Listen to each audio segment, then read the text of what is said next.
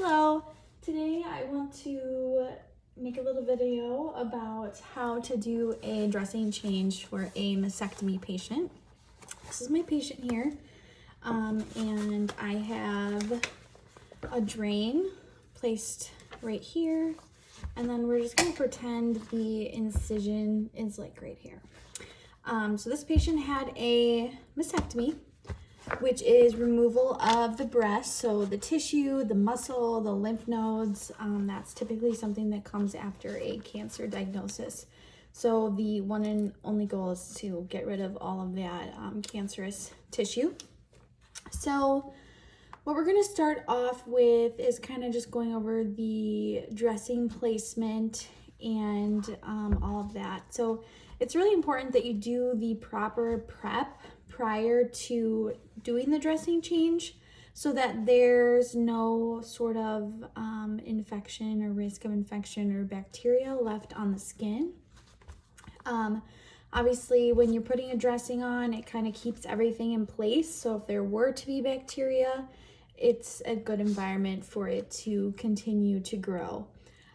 So what we're first gonna do is you want to remove the old dressing, and then you would typically rinse or wipe the incision. So we're gonna do it right here with water, like bottled water, sterile water, saline, or some type of sterile spray that your facility might provide you. So we would we'll just do the drain, but this would go for the incision as well. But you would just kind of wipe around it, make sure you're really getting it clean. And then you would most likely go back through, and for this I'm going to use a Q-tip. And you would just want to make sure that you're getting like maybe like some dried blood that didn't come off, or excess skin, dead skin, dry skin, anything like that. Just making sure you're really cleaning up the area, making sure it is sterile for the dressing change. And then we would want to also, I'm going to use another cotton pad for this. You'd probably honestly use a cotton pad, something like that.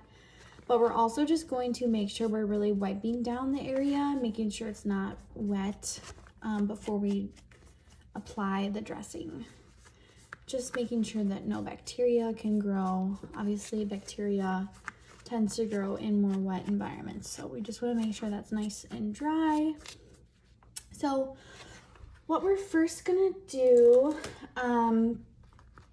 is, first of all, make sure you're wearing gloves, obviously, and that even though you're wearing gloves, you've done the proper hand washing for this, because obviously you don't want to get the patient infected at all. So what we would first do is apply, after you've rinsed it, taken off the old dressing, got it all clean, you would apply, in this case for mastectomy, probably a 4x4 inch gauze pad.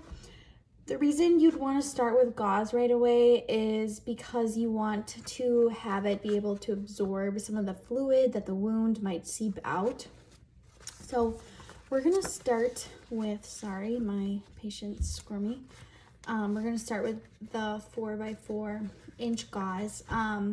Your surgeon will probably give you a decent amount of gauze and dressings to take home with you, but gauze is really accessible. You can get it at any sort of drugstore like Walgreens, anything like that, Walmart, Target.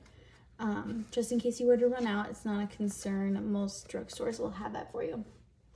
And then the second thing we're gonna go in with is an occlusive dressing.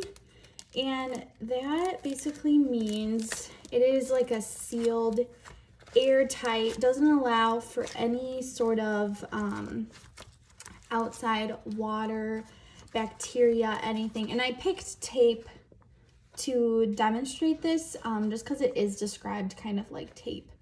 It seals the area and doesn't allow for anything to come in.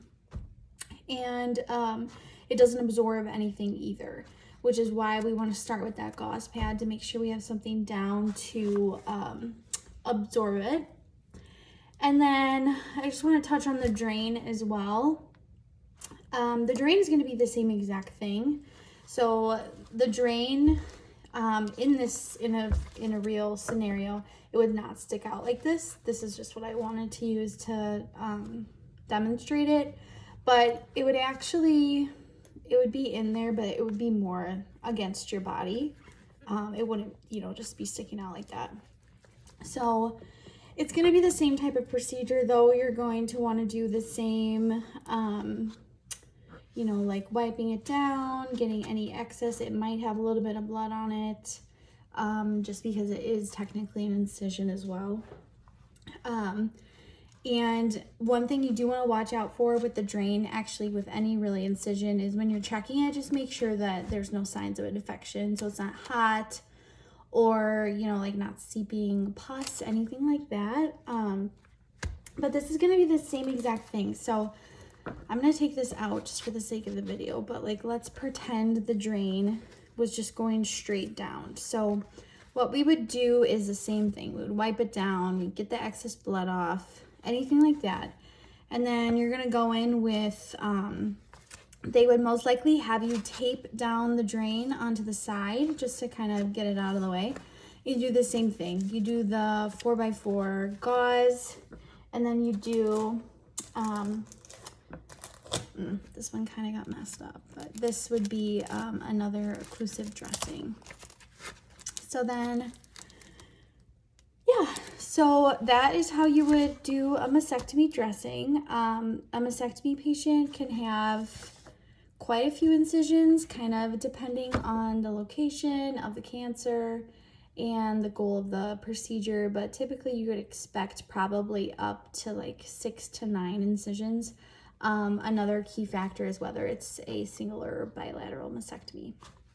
But that is how you would do a dressing change.